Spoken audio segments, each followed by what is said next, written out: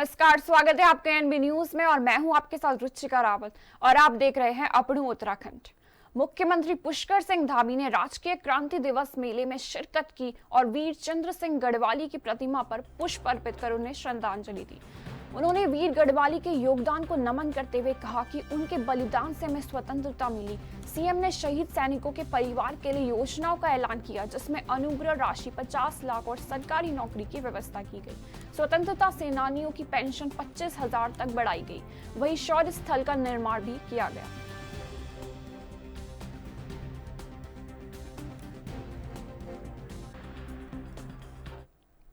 वहीं जम्मू कश्मीर के पहलगाम में हुए आतंकी हमले में 26 लोगों से भी अधिक आतंकवादियों ने मौत के घाट उतार दिया। बात करें उत्तराखंड की तो डीजीपी ने सघन चेकिंग के आदेश दिए हैं। देर रात देहरादून में सघन चेकिंग की गई। खुद एसएसपी अजय सिंह सड़क पर उतरकर चेकिंग करने निकले। वहीं एसएसपी अजय सिंह सभी संगठनों के लोगों और देहरादून में पढ़ाई कर रहे कश्मीरी छात्राओं से शांति बनाए रखने की अपील की।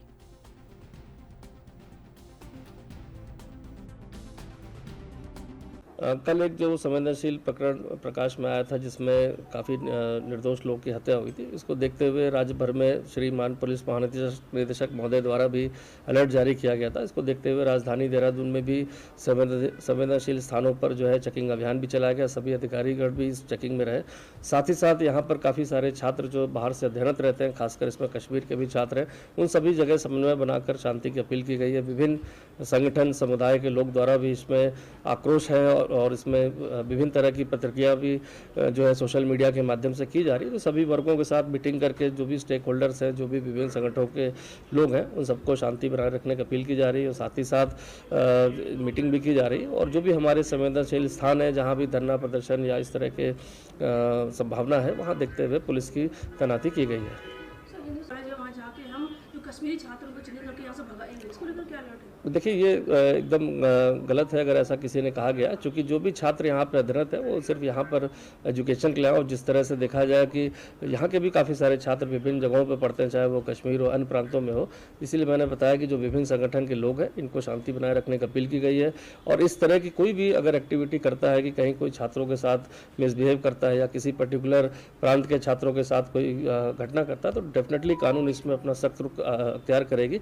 इसीलिए बार बार सभी से सोशल मीडिया के माध्यम से भी और अन्य माध्यमों से भी मीटिंग करके सभी को शांति बनाए रखने की अपील की जा रही है। हाँ, अगर कोई इस मौके का फायदा उठाकर इस तरह का कोई शांति भंग का प्रयास करेगा, अननेसेसरी किसी ऐसे निर्दोष छात्रों को या अन्य लोगों को परेशान करेगा, तो डेफिनेटली इसमें कानून अपना काम करेगा। वहीं मुख्यमंत्री धामी के निर्देश पर उत्तराखंड में 4 धाम यात्रा को लेकर एनडीएम और यूएसडीएम द्वारा मॉक ड्रिल का आयोजन किया गया। यह ड्रिल उत्तरकाशी, चमोली, रुद्रप्रयाग, देहरादून, हरिद्वार, पौड़ी और टिहरी में हुई। मॉक ड्रिल के दौरान विभिन्न विभागों की यात्रा से संबंधित तैयारियों का परीक्षण किया गया और आवश्यक सुधार के लिए एनडीएमए के अधिकारियों द्वारा सुझाव दिए गए। सचिव आपदा विनोद कुमार सुमन ने कहा कि यात्रा को सुगम और सुव्यवस्थित बनाने के लिए मॉक ड्रिल का आयोजन किया गया।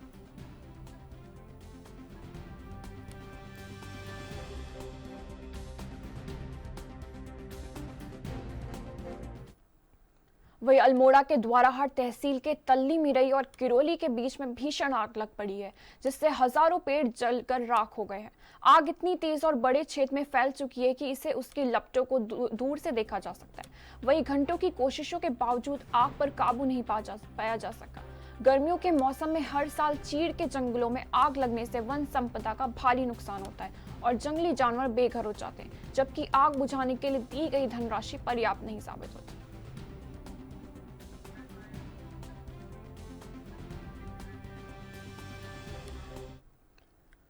वही केदारनाथ यात्रा की तैयारियों में अब गौरीकुंड और केदारनाथ पैदल मार्ग पर टेंट, होटल और घोड़ों के संचालक भी जुट गए हैं। व्यवसायी इन दिनों अपने प्रतिष्ठानों को रंग रौनक करने और अन्य व्यवस्थाओं को चाक चौबंद करने में लगे हुए हैं। भारी संख्या में व्यवसायी केदारनाथ धाम की ओर रुख कर रहे हैं, जिससे पैदल मार्ग पर रौनक लौट आई है। 2 मई को बाबा केदारनाथ धाम के कपाट ग्रीष्मकाल के लिए खुलेंगे और सभी व्यवसायी 30 अप्रैल तक अपनी तैयारियां पूर्ण करने का लक्ष्य बना रहे हैं।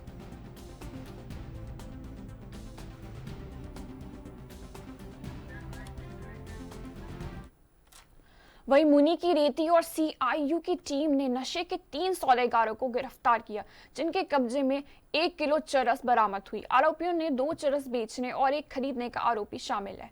पुलिस ने मुखबिर की सूचना पर ढालावाला में दबिश दी और जहां 3 संदिग्धों को पकड़कर तलाशी ली गई।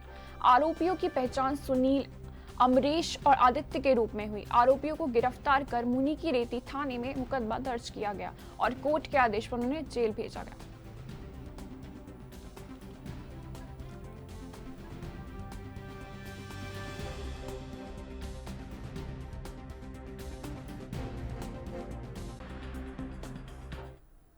वहीं 30 अप्रैल से शुरू हो रही चारधाम यात्रा के लिए उत्तराखंड सरकार ने यात्रियों के लिए सुरक्षित और सुखद यात्रा की योजना बनाई है।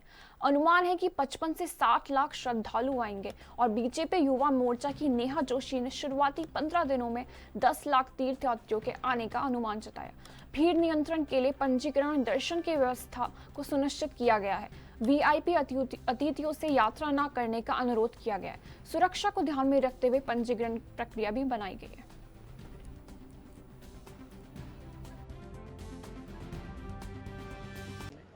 देखिए, पिछले कुछ वर्षों में जो एक ट्रेंड देखा गया है कि हर साल यात्रियों की संख्या बढ़ती ही जा रही है। जिस तरीके से एक प्रचार प्रसार सरकार के द्वारा भी किया जा रहा है, लेकिन मुझे लगता है उससे ज़्यादा जो अच्छा अनुभव यहाँ से लेकर यात्री जा रहे हैं, तो उनका अनुभव सुनकर और लोग प्रेरित हो रहे हैं आने के लिए। और कहीं ना कहीं हमारे उत्तराखंड जैसे एक संवेदनशील प्रदेश के लिए एक बड़ा चैलेंज भी ये रहता है, पूरा यात्रा जो सीज़न रहता है। लेकिन क्योंकि ये जो यात्रा सीज़न होता है वो आपदा सीज़न भी होता है, उसी समय हमारा बरसात का मौसम भी होता है और थोड़ी सी एक चिंता सरकार को भी लगी रहती है। लेकिन आपने देखा होगा कि पिछले साल जब चारधाम यात्रा बंद हुई थी, उसके बाद से लगातार माननीय मुख्यमंत्री जी खुद यात्रा की तैयारियों में फिर से जुट गए थे, ताकि इस बार फुल प्रूफ व्यवस्था कर चाहे वो किसी भी पक्ष में हो, यातायात का पक्ष हो, सुरक्षा का पक्ष हो, आपदा नियंत्रण का पक्ष हो, यात्रियों की संख्या, उनकी सुख सुविधाएं, ये सारे पक्षों को लेकर मुख्यमंत्री जी खुद कमान संभाले हुए हैं। तो मुझे लगता है कि एक बड़ी टीम उनके साथ अधिकारियों की है, बहुत कुशल अधिकारियों को भी उन्होंने महत्वपूर्ण जिम्मेदारियां दी हैं। प्रदेश की पूरी कैबिनेट इसमें लगी हुई है अलग अलग पक्षों को देखते हुए। तो मुझे लगता है कि संख्या का तो रिकॉर्ड एक तरफ है, लेकिन एक बहुत ही व्यवस्थित, बहुत ही सुखद अनुभव हमारे यात्रियों के लिए रहे, ये एक बड़ा रिकॉर्ड उत्तराखंड बनाने की कोशिश करेगा। वहीं मुख्यमंत्री पुष्कर सिंह धामी ने स्वर्गीय हेमवती नंदन बहुगुणा की जयंती के अवसर पर भावपूर्ण स्मरण किया। जयंती से पिछले दिन ही उन्होंने अपने संदेश में पूर्व मुख्यमंत्री ने स्वर्गीय बहुगुणा को असाधारण व्यक्तित्व का धनी बताते हुए कहा कि देश और दुनिया में उन्हें एक कुशल और प्रखर राजनेता के रूप में जाना। वे हमेशा किसानों और गरीबों के हितों में समर्पित है।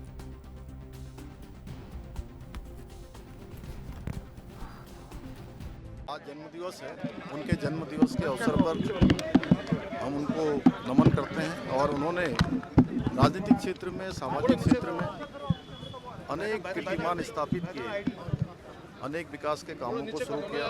उनका जीवन बहुत संघर्षों से परिपूर्ण था, लेकिन वो हिमालय की तरह अडिग थे। वो हमेशा हमारे दिलों में रहेंगे, हमको हमेशा उनसे प्रेरणा मिलती रहेगी।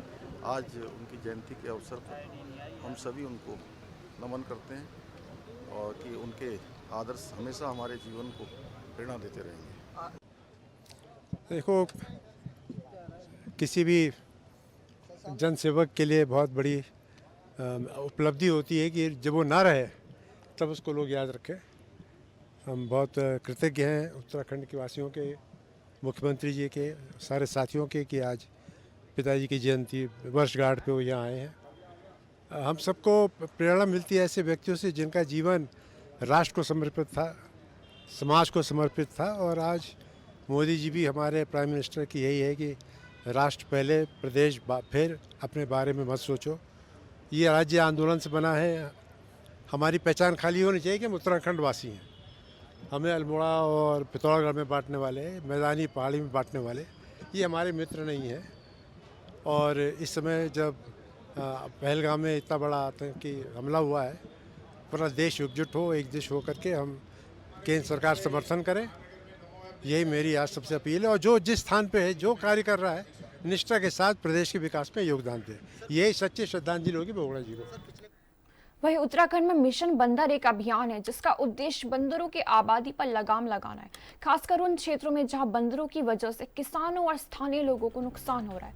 आपको बता दें कि यह अभियान मुख्य रूप से बंदरों के बंध्याकरण पर केंद्रित है, जिससे उनकी आपदा पर नियंत्रण पा जाया जाएगा।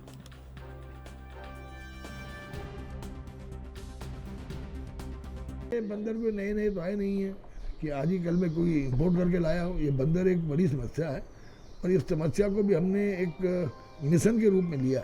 और इसका कारण था कि जो मंकी मिशन आज से 10 वर्ष पूर्व बना था, उस मंकी मिशन में 3 वर्ष में जितने बंदरों का बंध्याकरण किया गया उस 7 वर्षों में उससे कई गुना ज़्यादा हमने 3 वर्षों में करके दिखाया। आज तक हम 1,41,000 बंदरों का बंध्याकरण कर चुके हैं और 7 वर्षों में मुश्किल 40,000 बंदरों का बंध्याकरण किया गया था। तो वो इसमें ये लॉन्ग टर्म प्लानिंग के तहत ही चल रही है। देखिए, तत्काल इस व्यवस्था को खत्म रोका नहीं जा सकता, बंदरों के आतंक को। एक बंदरों की जनसंख्या को भविष्य में रोकने के लिए हम लोगों ने मिशन बंदर के तहत बंध्याकरण को एक प्रभावी कार्रवाई करने का काम किया।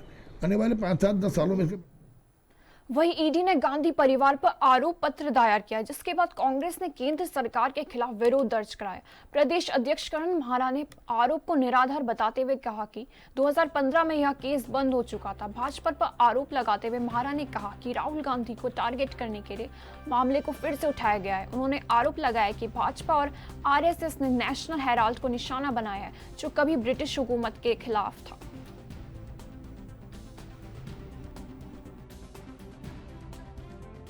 ये कार्यालय का घेराव कर चुके हैं। अभी एक बड़ा प्रदर्शन और होगा और अगर आवश्यकता पड़ेगी तो उसको आगे और भी बढ़ाएंगे। दमनकारी नीतियां जो बीजेपी की हैं वो जारी हैं। जिस केस की आप जिक्र कर रहे हैं, इस केस में 2012 में ऑलरेडी क्लीन चिट मिल चुकी है कोर्ट से, और उसके बावजूद भी एक फर्जी केस बनाया जा रहा है जिसमें कोई मनी लॉन्ड्रिंग हुई नहीं, जब लेन देन ही नहीं हुआ। और शर्तें ये हैं कि कोई पैसा ना लिया जाएगा, ना दिया जाएगा, ना कोई संपत्ति जो है किसी के नाम निहित की जाएगी और ना किसी ने लाभ लिया है। तो ऐसे फर्जी केस में केवल इसलिए करा जा रहा है क्योंकि राहुल गांधी जी गुजरात में मुखर हो रखे हैं और पूरे भारत में कोई और नेता ऐसा नहीं है जो मोदी और अमित शाह के खिलाफ इतनी प्रखरता से बोल रहा है, और उसी चिढ़ से ये कार्रवाई हो रही है। और मुझे लगता नहीं इसमें कुछ नहीं है। जिस तरीके से कोलगेट मामला उठाया गया था, कई आरोप लगे, लेकिन आज सब कुछ क्लियर हो गया, सब कुछ पता है कि क्या हुआ क्या नहीं हुआ। केवल और केवल विपक्ष के नेताओं को बदनाम करने की नीयत से किया जा रहा है। ईडी को जब निर्देश दिए कोर्ट ने, तो ये कहा था 365 दिन के अंदर अंदर इसमें जो है चार्जशीट शामिल हो जाए। ये बात साबित करती है कि 365वें दिन जानबूझ के ईडी ने 365वें दिन जो है चार्जशीट शामिल की है। ये इस बात का संकेत है कि इस मामले को ईडी खींचना चाहती है सरकार के दबाव में, और ताकि इलेक्शनों में इसका फायदा लिया जा सके और कांग्रेस के नेताओं को उसी तरीके से जैसे 2G में बदनाम किया गया था वैसे बदनाम किया जाए। आज 2G का जिक्र क्यों नहीं करती बीजेपी और आरएसएस?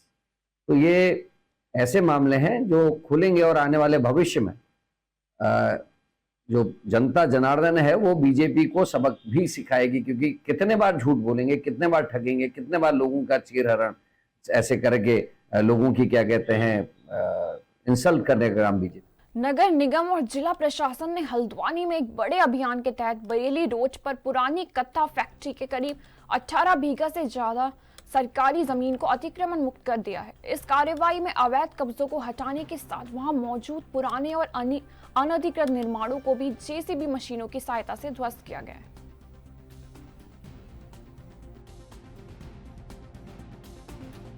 फैक्ट्री संचालित थी, उसका खंडर नुमा यहाँ पे एक भवन है जिसमें कई व्यक्तियों के द्वारा असामाजिक द्वारा नशा आदि करके इसका उपयोग किया जा रहा है, कई तरह कब्जा करने का प्रयास भी किया जा रहा है। उसी परिसर से लगती हुई लगभग आके 18 बीघा जमीन और भी है जहाँ पे कुछ व्यक्तियों के द्वारा झोपड़ी नुमा निर्माण करके कब्जा किया गया। शेष भूमि मौके पर रिक्त है, जिसमें भी कई व्यक्तियों के द्वारा अवैध रूप से कब्जे करने का प्रयास लगातार किया जा रहा है। सूचना प्राप्त होने पर मौके पर निरीक्षण किया गया, मौके पर भूमि का कब्जा नगर निगम के माध्यम से प्राप्त किया जा रहा है।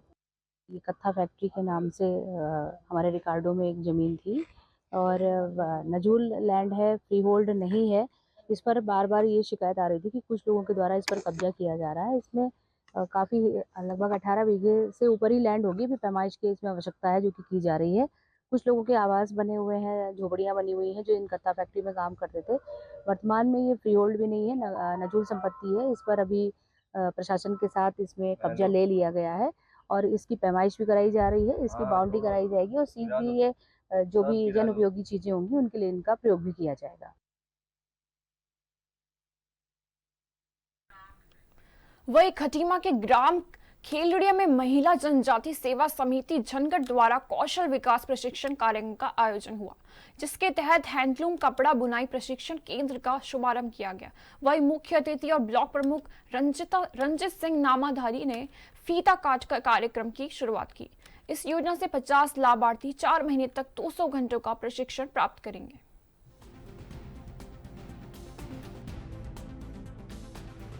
सरकार के द्वारा विभिन्न प्रकार की योजनाएं चलाई जा रही हैं। उन योजनाओं के तहत ही आज ग्राम खिलड़िया के हैंडलूम केंद्र की एक प्रशिक्षण केंद्र का यहाँ पे उद्घाटन किया।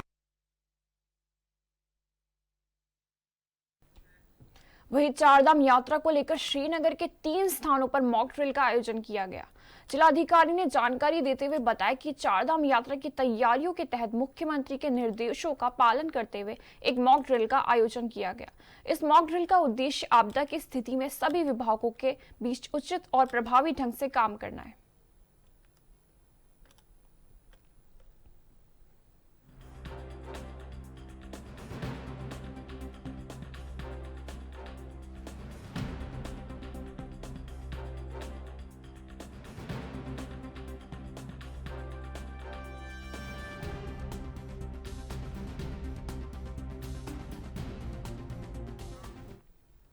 वहीं पौड़ी जिले के पुलिस कप्तान लोकेश्वर सिंह के निर्देश पर जनपद के सभी थाना प्रभारी शैक्षणिक संस्थानों में छात्र छात्राओं को नशे के खिलाफ जागरूक कर रहे हैं।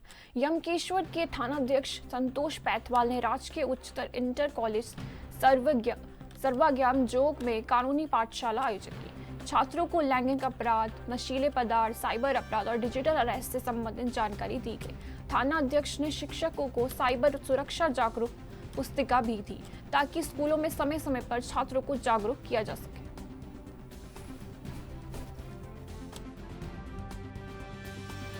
लक्ष्मण झूला थाने में यहाँ पर 32 छात्राओं को लेकर आए हैं। यहाँ पर महिला सुरक्षा से संबंधित और थाने की जो कार्य प्रणाली है, खास करके पुलिस की जो कार्य प्रणाली थानों में हो, चाहे उनके चौकियों पर हो, किस प्रकार से वे वहाँ पर विभिन्न प्रकार की समस्याओं को सुनते हैं, उसके निष्पादन के लिए कार्य करते हैं। इस प्रणाली के संदर्भ में हमारे थानाध्यक्ष साहब ने सारे बच्चों के जो प्रश्न थे, उनके मन में जो प्रश्न आ रहे थे, जो प्रश्न उनके द्वारा किए गए, उसका उत्तर दिया। निश्चित तौर पर पूरा विद्यालय परिवार यहाँ पर जो पुलिस प्रशासन है थाना लक्ष्मण झूला में, उसके प्रति कृतज्ञ है कि उन्होंने हमारे बच्चों को पुलिस से संबंधित कुछ नवीन जानकारियाँ दी और निश्चित तौर पर बच्चों का भी इसमें काफ़ी बौद्धिक विकास होगा। साथ ही पुलिस के प्रति उनकी जो भावनाएं हैं, उसमें निश्चित तौर पर सकारात्मक विश्वास पैदा होगा। मेरा नाम कुसुम है, मैं कक्षा 11 की छात्रा हूँ और आज हम यहाँ थाने में आए थे और हमें सर ने बताया अपराध के बारे में और हमें कुछ साइबर क्राइम के बारे में बताया। वहीं कश्मीर की वादियां एक बार फिर दहशतगर्दों की गोलियों से थर्रा उठी है। आतंकियों ने अनंतनाग जिले के पहलगाम में खुलेआम नरसंहार किया है। जिन वादियों में देश भर से सैलानी घूमने पहुंचे थे, उसे वादी में दहशतगर्दों ने सैलानियों का पहले धन पूछा और फिर मौत के घाट उतार दिया। दहशतगर्दों में 1-2 नहीं बल्कि 27 सैलानियों को चुन चुन कर मारा। इस पूरी घटना का पूर्व सैनिक सेवा परिषद ने कड़ी निंदा करते हुए कहा, दोषियों के खिलाफ कड़ी कार्रवाई की मांग है।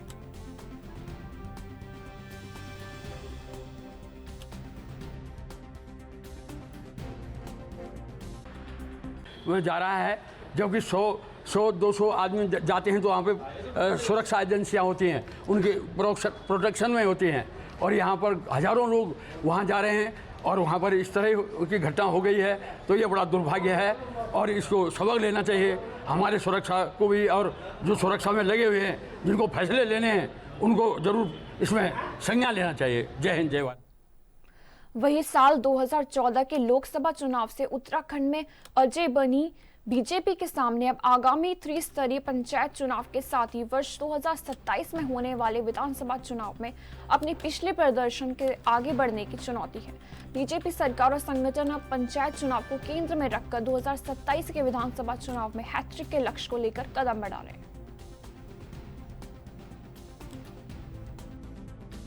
उसी की तैयारियों को लेकर लगातार बैठकें भी हो रही हैं, आपका संगठन जो है लगातार बैठकें कर रहा है, क्या कुछ रणनीति अब 2027 में बीजेपी अपनाने जा रही है? देखिए, भारतीय जनता पार्टी का तो हमेशा ये रहता है, हमारा 22 का विधानसभा चुनाव हुआ तो 22 के विधानसभा चुनाव के बाद ही जैसे हमारे परिणाम आ जाते हैं, हम लोग उसी समय से हम लोग तैयारियां करना शुरू हो जाती है हमारे संगठन की।